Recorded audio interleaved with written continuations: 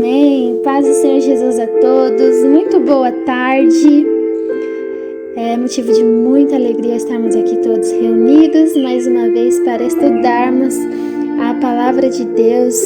Eu creio que Ele tem coisas novas para nos ensinar todas as vezes que nos propomos a ler a palavra dEle. E hoje eu gostaria de meditar juntamente com os irmãos em Mateus capítulo 4, que diz assim: Então Jesus foi levado pelo Espírito ao deserto para ser tentado pelo inimigo. Depois de jejuar 40 dias e 40 noites, teve fome. O tentador aproximou-se dele e disse: Se és filho de Deus, manda que essas pedras se transformem em pães. Jesus respondeu: Está escrito, nem só de pão viverá o homem, mas de toda a palavra que procede da boca de Deus. Então o diabo o levou à cidade santa, colocou-o na parte mais alta do templo e lhe disse: Se és o filho de Deus, joga-te daqui para baixo. Pois está escrito, ele dará ordens aos seus anjos a seu respeito, e com as mãos eles o segurarão, para que você não tropece em alguma pedra. Jesus lhe respondeu: Também está escrito, não ponha à prova o Senhor, o seu Deus. Depois o diabo o levou a um monte muito alto e mostrou-lhe todos os reinos do mundo e o seu esplendor. Ele disse: Tudo isso te darei se te prostrares e me adorares. Jesus lhe disse: Retire-se, Satanás, pois está escrito, adore o Senhor, o seu Deus, e só a Ele preste culto. Então o diabo o deixou e os anjos vieram e o serviram. Amém. Essa palavra ela é muito forte, muito, muito forte. Muitas coisas podemos aprender, né? Se meditarmos parágrafo por parágrafo. O primeiro ponto que chama a minha atenção é que Jesus, mesmo sendo Jesus, né? Ele jejuou, ele cuidou, né? Ele se preparou para aquele momento que estava por vir, que era a tentação do inimigo. E assim também somos nós, devemos cuidar da nossa alma, assim como nós cuidamos do nosso corpo, né? Devemos cuidar da nossa alma, assim como a gente cuida do nosso corpo, do nosso trabalho, do nosso dia a dia. A gente também tem que jejuar, a gente também tem que orar, a gente tem que meditar na palavra todos os dias, né? Você não come uma vez por dia, né? Você come várias vezes por dia. Você alimenta o seu corpo, porque senão você não tem força para, né, viver as 24 horas que Deus te deu de vida. Então, assim também devemos ser, né? Cuidando da nossa alma, assim como Jesus aqui nos ensina. O segundo ponto, que eu vejo que o inimigo ele tenta de diversas maneiras, como ele foi levado para ser tentado. Então, tem várias estratégias que o inimigo ele tentava usar para persuadir Jesus, para poder convencê-lo, né? E também colocando a fé dele à prova. Ele aqui fala: se és filho de Deus, manda que essas pedras se transformem em pães. E ele responde, e é muito bonito isso, que ele fala assim: nem só de pão viverá o homem, mas de toda a palavra que procede da boca de Deus. Ali o inimigo usou a fome dele, né? Que ele jejuou 40 dias e teve fome. E o inimigo falou: olha, transforma aí, se você é filho de Deus, né? E aqui ele fala assim: olha, ainda é como se ele tivesse, né, na minha percepção, como se ele estivesse falando assim: olha, ainda que meu corpo tenha fome, maior é o meu amor por Deus. Maior é a fome da minha alma de ouvir as palavras que procedem da boca de Deus, sabe? Então, aqui é uma das coisas, né? É claro que existe várias meditações que você pode falar: Paty, eu li aqui, tem uma outra interpretação. Mas essa que me veio nesse momento, e a palavra de Deus, ela é linda, que ela se renova todas as vezes que a gente lê e tem uma nova interpretação. E aqui ele está mostrando exatamente isso, como que nós somos dependentes de ouvir a voz de Deus dentro de nós, né? Muitas vezes aí vem o inimigo oferecendo, sabe, os pães dele, mas que na verdade a gente não deve aceitar, porque maior é o nosso Deus, maior é a dependência que nós temos do amor dele dentro de nós, de viver ouvindo ele falar conosco, sabe? E tantas outras coisas. Então, que a gente não venha trocar nunca a voz de Deus por nada neste mundo, por nada, nem por ninguém. E aqui, seguindo a palavra, você vê que o inimigo, ele não parou ali, ele não se deu por vencido. Ele foi, levou Jesus à cidade santa, colocou ele na parte mais alta lá do templo e falou assim: olha, se você é filho de Deus, joga-te daqui para baixo, porque, né, como está escrito, não vai acontecer nada com você, os anjos vão te proteger, que nem está na palavra. E ele falou assim, também está escrito, não põe à prova o Senhor teu Deus. Assim somos nós também na fé, nós não precisamos provar nada para ninguém. A nossa fé em Deus, quem nós somos em Deus, é o bastante, né? E não devemos colocar Deus à prova.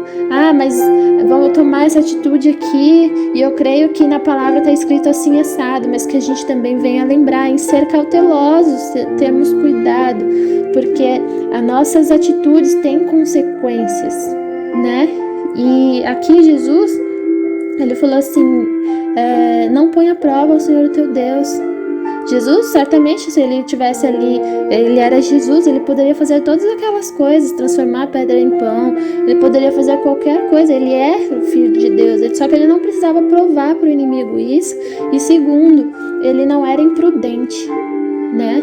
Ele não era imprudente, que a gente seja prudente nas nossas escolhas, que a gente não venha justificar as nossas atitudes, né? Sabendo, falou assim, não, vamos supor, tomar atitude de comprar coisas que a gente sabe que não teremos condições de arcar. É uma suposição, tá? Aqui ele tá falando, obviamente, de uma coisa muito mais séria, né? De jogar de um penhasco e tudo mais. Mas nos nossos dias atuais, né? Tem outras situações que são decisões assertivas. Será que a gente deve mesmo fazer? Será que eu realmente tenho condições? Tudo isso a gente tem que estar sempre pautado, né? Firmado em Deus nas nossas decisões. A gente nunca deve tomar uma atitude, não, mas eu vou fazer isso aqui que eu sei que Deus vai me ajudar. Não, você tem que consultar ao Senhor primeiro para saber se aquilo é prudente de se fazer, né? E tantas outras coisas, além do que o inimigo aqui ele estava falando assim, se és o Filho de Deus, joga-te daqui. Ou seja, ele estava querendo provar a fé de Jesus. Se você é mesmo, então você vai fazer. Não, a gente não deve provas para ninguém. A nossa identidade em Deus é o bastante. Ele é Jesus, ele é o Filho de Deus, e não é obedecendo o inimigo daquela maneira que ia provar, ou ele nem precisava provar nada. Eu imagino Jesus assim, o inimigo tentando tentar, e ele assim, eu sei que eu sou em Deus, eu tô em paz, sabe? Vamos seguindo. Diz assim, depois o inimigo o levou a um monte muito alto e mostrou todos os reinos do mundo e seu esplendor, e disse-lhe, tudo isso te darei se te prostrares e me adorares. E Jesus disse, retira-se, Satanás, pois está escrito, adore o Senhor, o seu Deus, e só a Ele preste culto, né? E aqui o inimigo achou que poderia comprar Jesus com o que este mundo pode oferecer, né? As riquezas, o dinheiro, o poder, mas na verdade Jesus, ele tinha um tesouro que o inimigo não poderia dar, que ele já tinha. Jesus, ele já tinha o maior tesouro de todos, que é a presença de Deus, que é ser chamado o unigênito, né? O príncipe da paz, aquele que veio cumprir todas as promessas, sabe? Ele sendo filho de Deus, ele já tinha todo o poder, todo o esplendor que ele precisava. Não tinha nada neste mundo que o inimigo pudesse falar ou fazer ou insinuar que ia tirar Jesus do foco dele, né? Então, que a gente venha se firmar nisso, na nossa identidade como filho e em quem Jesus é para nós, sabe? Porque se eu tenho para mim assim, que quando a gente ama Deus, quando a gente ama Jesus, nada pode nos tirar do foco que é estar com Ele, sabe? Nada pode, não há poder, não há dinheiro, não há nada neste mundo, não há situações diversas que pode nos afastar da presença dele, ainda que a gente esteja fraco na fé, com a nossa pouca força, a gente vai remando, a gente vai se achegando, né?